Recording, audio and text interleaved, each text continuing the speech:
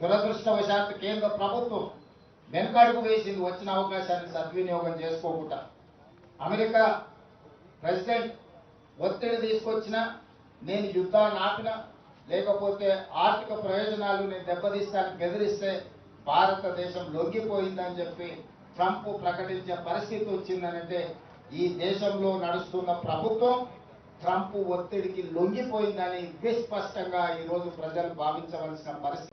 దురదృష్టవశాత్తు కేంద్ర ప్రభుత్వం వెనకడుగు వేసింది. వచ్చిన అవకాశాన్ని సద్వినియోగం చేసుకోకుండా అమెరికా ప్రెసిడెంట్ ఒత్తిడి తీసుకొచ్చినా, నేను యుద్ధాన్ని ఆపినా, లేకపోతే ఆర్థిక ప్రయోజనాలు నేను దెబ్బతీస్తానికి బెదిరిస్తే భారతదేశం లొంగిపోయిందని చెప్పి ట్రంప్ ప్రకటించే పరిస్థితి వచ్చిందనంటే ఈ దేశంలో నడుస్తున్న ప్రభుత్వం ట్రంప్ ఒత్తిడికి లొంగిపోయిందని విస్పష్టంగా ఈరోజు ప్రజలు భావించవలసిన పరిస్థితి వచ్చింది.